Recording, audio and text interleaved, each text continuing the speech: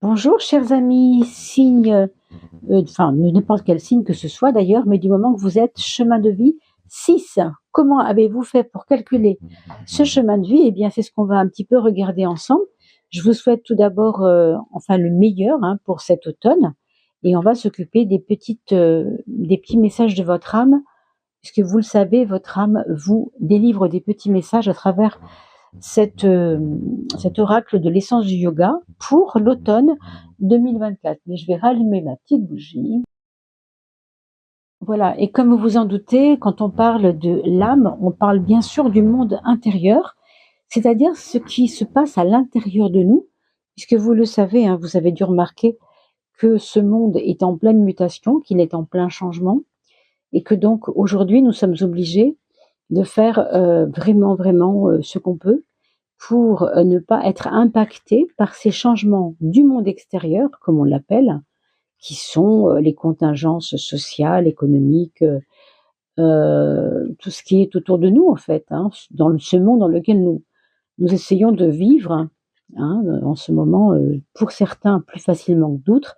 Et pour cela, il faut que votre monde intérieur soit évidemment en adéquation avec ce que vous êtes, avec votre souveraineté intérieure. Donc, c'est un peu ce qu'on essaye de faire ici avec ces tirages. C'est d'aller regarder les besoins de votre âme plutôt que de voir l'aspect de la personne et uniquement de la personne.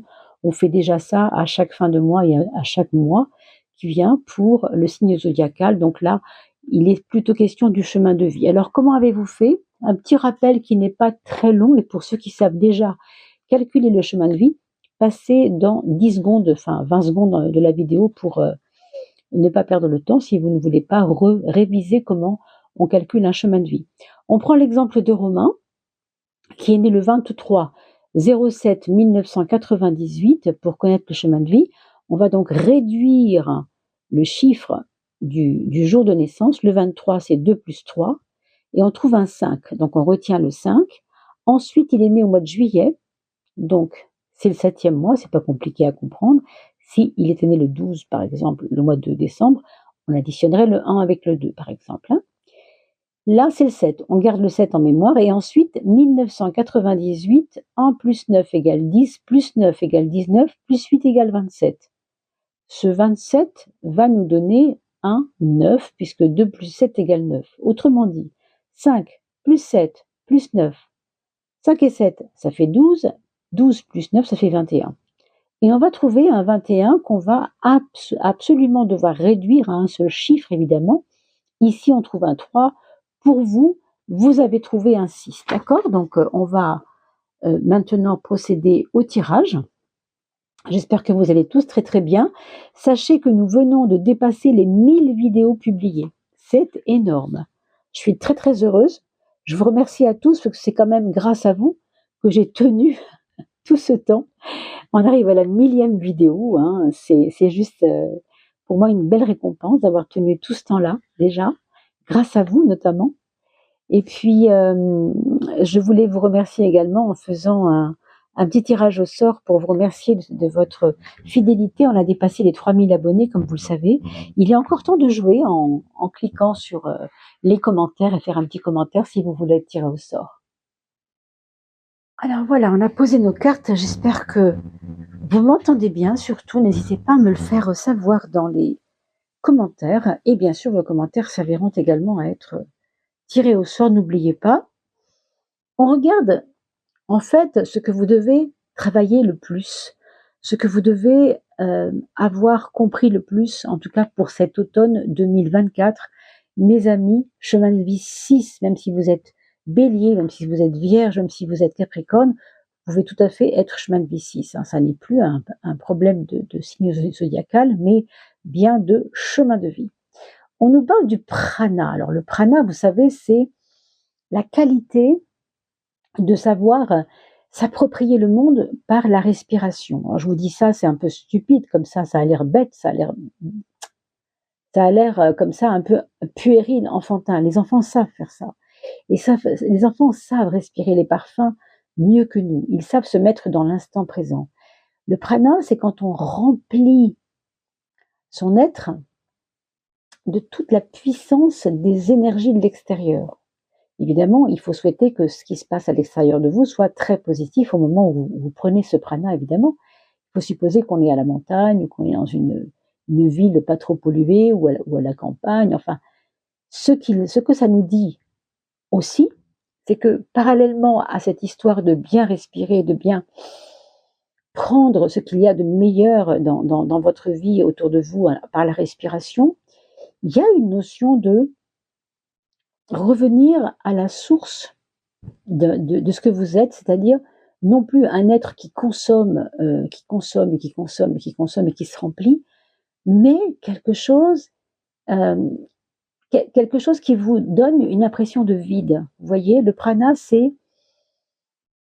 l'inspiration, je me remplis, c'est vrai, mais quand j'expire, je me vide. Vous voyez ce que je veux dire?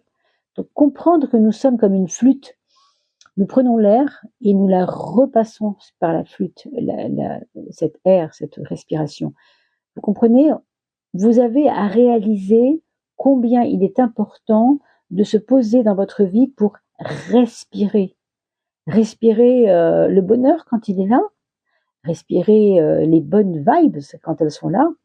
Si votre enfant est devant vous et que vous êtes occupé à votre téléphone ou parce que la concierge va venir vous demander de payer le loyer ou je ne sais quoi, il faut poser tout ça et prendre le moment où votre enfant est là avec vous parce que c'est par la conscience de ce qu'il y a autour de vous que ça va vous remplir, complètement vous remplir. Ça peut être votre enfant, ça peut être un petit chien, un petit chat, tous ces moments qui sont des moments magiques de notre existence et qu'on voit comme des moments basiques, bêtes, alors que c'est très important. Vous le savez comme moi, quand on parle, vous savez que le pranisme, certes c'est un peu excessif, mais le pranisme c'est une pratique qui est pratiquée par des yogis par exemple, ou même des personnes qui ne sont pas yogis mais qui vivent dans les montagnes, au grand air, et qui mangent très peu parce qu'elles ont choisi de manger le prana, de respirer le prana, de vivre uniquement avec très peu d'aliments, parce que c'est comme un besoin du corps. Ici, on parle de l'âme, mais pourtant, ça va passer par votre corps, voyez. Donc, comprenez bien que s'il y a du trop-plein en vous, ça peut être gênant. Comment on peut être aidé par cela? Comment on peut faire? On peut se remplir par beaucoup de choses, n'est-ce pas? Ce que je veux dire, c'est que se remplir par les aliments, c'est important, parce qu'il faut bien manger pour vivre, hein, bien sûr, on le sait tout ça.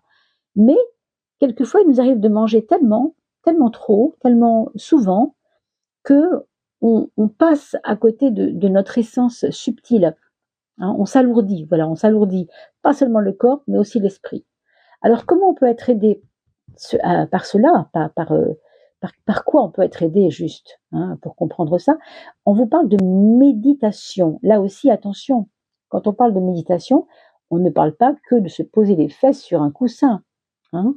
La méditation, c'est prendre l'instant présent, se fondre un peu dans ce qui se passe ici et maintenant autour de vous et dans votre être, hein, observer vos pensées. Ce n'est pas s'identifier à ces pensées, c'est observer les pensées qui passent. Tiens, j'ai déjà faim alors qu'il n'est que 14 heures, je viens de déjeuner à 12h30, comme c'est étrange. Tiens, j'ai ce petit souci-là à mon genou gauche alors que pourtant je fais mes exercices, je marche tous les jours. Vous voyez, on observe les phénomènes. En méditation, on observe sans s'identifier. Ça, c'est ce qui peut aussi vous aider. Mais ça peut être vrai aussi pour différentes choses de votre vie. Ça peut être par exemple dans vos relations avec les autres, observez quelles sont les émotions qui passent quand Martin vous regarde un peu d'une drôle de façon ou que Isabelle vous a parlé d'une autre façon. Observez ces phénomènes, ne vous y identifiez pas, mais observez-les comme autant de petits joyaux en fait pour vous aider à comprendre un peu comment vous pouvez au mieux passer cet automne sans trop vous identifier au problème. Voilà, en fait c'est ça. Hein. Comment maintenant, physiquement, corporellement, matériellement, vous allez être aidé. On vous parle d'authenticité. On vous dit écoute ton cœur. Écoute les battements de ton cœur et vois si ce que tu vis ressemble à ce que tu aimerais vivre. Est-ce que tu es tout à fait là-dedans? Est-ce que tu es tout à fait, est-ce que ce que tu vis est authentique par rapport à ce que tu aimerais vivre ou ce que tu as voulu vivre? Alors, quelquefois, on peut se rendre compte qu'on passe à côté de quelque chose, parce que voilà, on a les prises de conscience. Pour moi, c'est une question de prise de conscience ici. Donc, vous ferez bien sûr votre petit examen de conscience, hein, comme on fait tous, et voilà comment vous pouvez être aidé, c'est en étant vous-même, en étant authentique, en ne trichant pas avec vous-même. Si vous voulez vous poser tranquillement pour voilà, souffler un peu, eh bien vous avez le droit de le faire. Et vous n'avez de leçons, enfin de leçons à recevoir de personne, si j'ose dire. Et peut-être aussi, vous pouvez être un petit peu plus ancré en vous pour mieux répondre aux problèmes éventuels. Hein. Comment, qu'est-ce qu'on vous dit? Vous avez déjà dépassé des choses. Vous avez déjà dépassé, réglé et a déjà abandonné aussi des choses. On va déjà regarder ce qui a été dépassé, non? Vous avez déjà dépassé, alors peut-être maintenant, peut-être il n'y a pas longtemps, le problème de la concentration. Vous avez peut-être eu des difficultés de concentration il y a quelque temps parce que vous sentiez que vous n'étiez pas tout à fait au cœur des choses, peut-être un petit peu perturbé, votre esprit vagabondait un peu par-ci par-là. Bon, eh bien, vous avez appris à vous concentrer. Je ne sais pas si vous l'avez senti, mais ça, c'est déjà en train d'être réglé. Donc, c'est la bonne nouvelle. On parle bien sûr du monde intérieur ici, hein, donc on ne va pas parler de nos petites turpitudes quotidiennes. On est vraiment dans autre chose, hein. Comprenez bien. Pourquoi vous avez commencé à régler ce problème de concentration? Pourquoi vous avez plus besoin de régler ce problème de concentration? Parce qu'on vous dit qu'aujourd'hui, vous avez besoin de pureté, autrement dit, tout ce qui n'est pas nécessaire à votre vie. Tout ce qui n'est pas nécessaire à votre vie n'a plus à vous accompagner, n'a plus lieu d'être. Peut-être il y a un grand ménage, non? Parce que quand on parle de pureté, si on parle du corps, bon, on a compris, hein, il faut l'épurer, il faut un peu transformer ce qu'on mange, il faut un peu essayer de manger peut-être moins, respirer un peu plus, sortir un peu plus, parce que quand vous sortez, vous respirez plus. L'air de la maison est vicié, vous savez bien, hein, quand on rentre chez nous, souvent on est surpris des odeurs. Si on est dehors, on sent que c'est renouvelé, ou alors aérer un peu plus la maison peut-être. Mais ici, on vous dit que vous voulez sortir de l'air vicié, hein, on va dans la pureté, on édulcore, on se rend léger. C'est pour ça que vous avez appris à vous concentrer, parce que vous avez mis un peu de pureté dans vos actes, hein, nettoyer, etc. Qu'est-ce que vous avez déjà réglé? Vous avez déjà réglé le problème de la dévotion. Vous avez voulu respecter les règles, je pense, de ce qu'on vous a imposé peut-être pour certains. Et là, on a l'impression que c'est derrière vous. Il y a peut-être des règles maintenant à vous imposer, mais ça va être les vôtres. Vous voyez, dévoué envers vous-même, c'est-à-dire respectueux de vos vrais besoins, respectueux envers vous-même. Et c'est ça aussi que vous avez, il n'y a pas si longtemps, dépassé. Quelles sont les causes profondes? Les causes profondes de cela, c'est la maîtrise de vos sens. Peut-être que vous avez affiné votre ouïe, votre vue, votre goût des choses, etc. Hein, tous les 5 sens, vous savez bien ce que sont les 5 sens.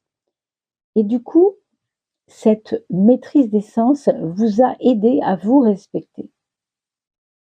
Peut-être que vous étiez trop gourmand, par exemple, si on parle du goût, on parle de gourmand. Si on parle de la curiosité, on va parler de l'oreille. Trop vouloir savoir ce qui se passe à côté, etc. Et là, on s'était un peu oublié. Aujourd'hui, on vous dit, respectez-vous. Peut-être respectez-vous, vous, plus que ce que vous vouliez faire pour les autres auparavant. Ce n'est pas qu'il ne faut pas respecter les gens, bien sûr. Au contraire, hein. Mais une chose, c'est vouloir respecter la volonté des gens, et une chose, c'est ne pas se respecter soi-même. Où est la limite? Donc, ce sera à vous de la chercher, bien sûr, durant tout cet automne.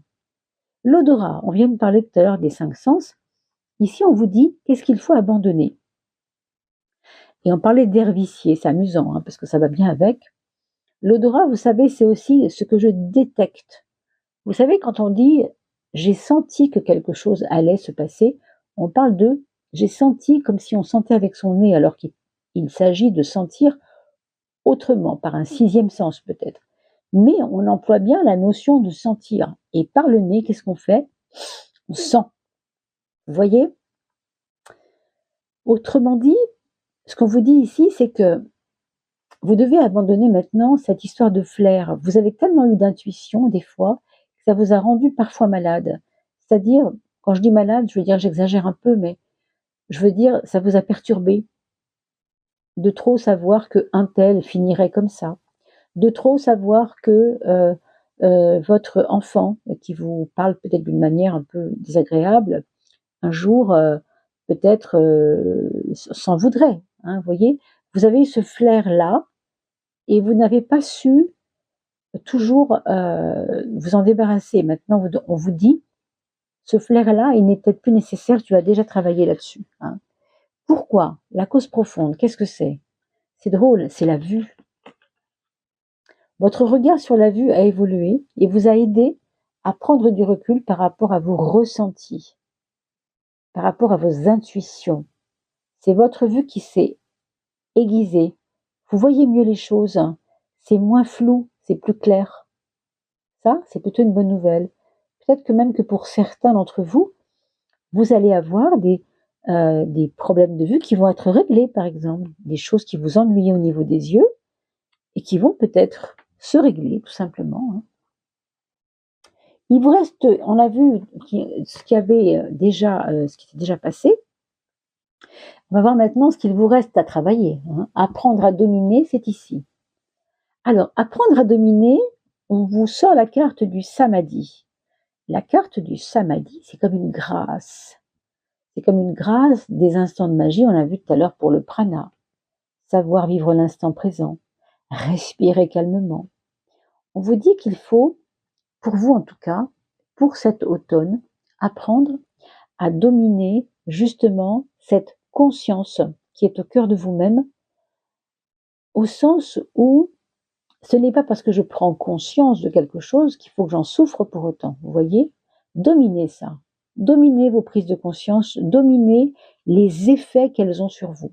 On voit qu'il y a de la sensibilité, on l'a vu tout à l'heure, hein, c'était vraiment ressentir, être intuitif. Le truc, c'est que maintenant, c'est quelque chose qu'il vous faut maîtriser. Hein. Maîtriser l'impact de mes prises de conscience, c'est quand même pas facile, non? Parce que, en effet, il y a des gens, vous savez, plus ils sont sensibles, plus ça les fait souffrir. Alors que d'autres vous diront, mais non, la sensibilité est une force. Ici, on vous dit de dominer cela, c'est quand même pour quelque chose. Hein. Pourquoi c'est important? Ben, on vous parle de dharma. Le dharma, c'est tout ce qui est outil intérieur pour calmer le jeu, pour surpasser la problématique du karma. Hein. C'est pour ça qu'on associe karma et dharma, un peu comme quelque chose qui va dans un sens et l'autre dans le sens opposé. En fait, c'est pas opposé, c'est simplement les deux faces de la même pièce. Hein. Mais le dharma, c'est la partie justement qui soigne. Donc, vous êtes en train de soigner ces blessures, peut-être, d'avoir pris conscience de choses qui vous ont peut-être fait de la peine, qui vous ont peut-être un peu trop, qui vous ont importé tellement que, ça a été compliqué. Mais là, on vous le dit, hein, vous êtes en train de le faire. Il faut penser à dominer cela parce que ce sont des outils. Hein. Dominer cela, c'est un outil pour vous. C'est vraiment un outil pour que vos prises de conscience ne soient pas un problème. Pour moi, c'est relationnel, cette histoire. Hein. C'est surtout, je pense, relationnel. Vous vous remettez beaucoup en question, ce qui est bien. Mais il ne faut pas que ça vous fasse souffrir. On peut se remettre en question sans que ça nous fasse souffrir, non? Hein. Alors, vers quoi vous devez vous élever, mes amis chemin de vie 6? Vous devez, décidément, on a beaucoup, je trouve, sorti de cartes en relation avec la pureté, avec l'absolu, hein, le samadhi, le prana, la pureté ici, la concentration, méditation. Vous avez vraiment des cartes très fortes qui montrent que que vous êtes en train de vous ouvrir à votre monde intérieur, c'est évident. Donc le home, on vous demande de vous élever vers le son Om. Om, vous savez que c'est un son, quand on le fait vibrer à l'intérieur du corps, il peut vous soigner peut-être, vous aider à aller beaucoup mieux au minimum, et qui sait, encore plus régler de choses que je ne peux pas ici dire sur cette chaîne. Donc je vous propose de le faire avec moi, comme essayez cela. Vous allez voir comment on ressent à l'intérieur, dans vos oreilles, dans vos tympans, dans votre ventre, ce son. On inspire ensemble une grande fois, on prend l'air, et sur le souffle, on va faire ce O, mais tranquillement, jusqu'à refermer avec le ok? On le fait ensemble. On inspire, et on souffle sur le O.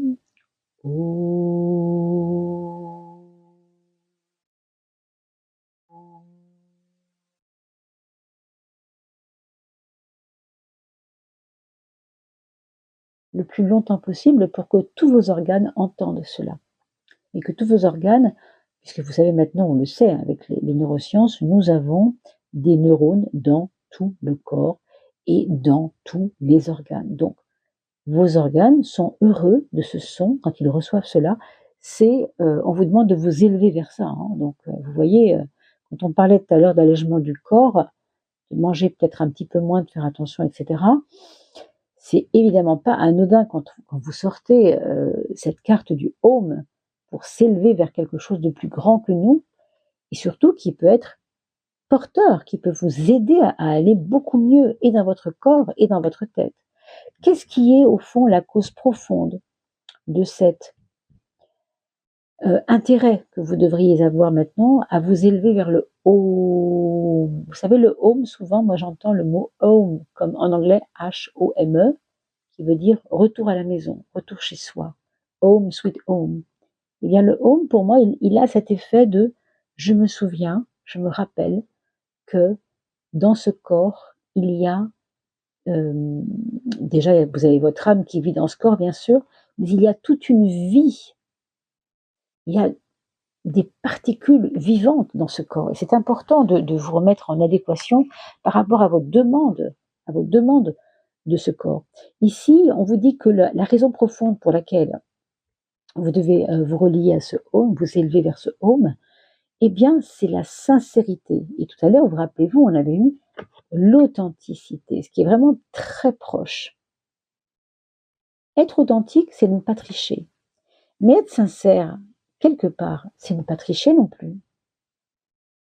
Donc c'est parce que vous devez maintenant aller vers le plus proche de ce que vous êtes, le plus vrai de ce que vous êtes, que vous devez accéder à peut-être à des sphères différentes, à des façons de vous penser, de vous voir, de vous accueillir en tant qu'humain vivant autrement. Alors c'est fort ce que je dis, mais franchement, c'est vraiment un tirage très très beau que vous avez. Maintenant, qu'est-ce qu'il vous reste à renforcer pour cette période du mois, des 3 mois qui viennent, c'est-à-dire fin septembre jusqu'à fin décembre, pour tout l'équinoxe du printemps, toute la période du printemps? Eh bien, c'est l'intuition. On a dit tout à l'heure que vous aviez déjà beaucoup d'intuition et qu'il fallait abandonner le côté je renifle que peut-être il va y avoir ça. C'est une intuition qui n'était pas forcément bonne pour vous parce qu'elle était un peu culpabilisante. Voilà. Ici, on vous dit de renforcer votre intuition, mais une forme d'intuition qui ne vous rend pas coupable. Une intuition, une sensibilité aussi à détecter des choses, à deviner peut-être des choses, mais qui ne soit pas forcément, qui vous entache pas, qui vous perturbe pas. On va regarder la cause profonde de pourquoi l'intuition c'est important.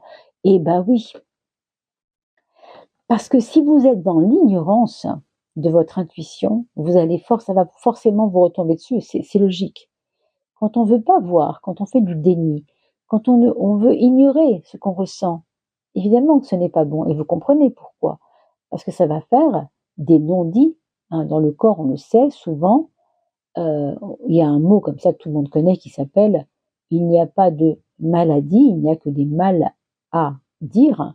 Si vous ne dites pas les choses que vous ressentez, ça va se retrouver dans la petite cage qu'on appelle l'inconscient et qui, elle, se promène ensuite dans tout le corps et qui fait évidemment des dégâts. Donc, pas de non-dit, sachez les choses, n'ayez pas peur de les savoir, donc n'ignorez pas, c'est important de ne pas ignorer. Vous voyez, la carte est très très noire par rapport à toutes les cartes de ce jeu. Il n'y en a que 2 qui sont assez différentes. C'est le samadhi qui est violet, alors que tout le reste est dans les tons rouges, ou terre quelquefois. Et là, l'ignorance, elle est dans le sombre. Évidemment, quand il n'y a pas de lumière, on ne voit rien. Mais rappelez-vous, vous avez déjà développé l'œil, hein, le 3e œil, la vue, mieux comprendre les choses, mieux voir les choses. Donc votre ignorance ici, ça ne tient pas debout. Non seulement ça ne tient pas debout, mais ce sera la raison pour laquelle vous ne pouvez pas passer à côté de l'intuition. C'est important. Hein. Eh bien, vous avez un formidable tirage, mes amis, pour cet automne. Très, très beau tirage. Très beau. Je trouve que c'était vraiment des très belles cartes qui parlent beaucoup d'intégrité, beaucoup de retour à soi. Je vous souhaite vraiment un très très bel automne, mes amis, chemin de vie 6. N'oubliez pas que bientôt je publierai celle d'octobre pour chaque signe. Donc n'hésitez pas à liker et partager parce que vous savez que c'est grâce à vous que nous avons toujours pas mal d'abonnés, de plus en plus d'abonnés. On est arrivé à 3000 abonnés, plus que 3000.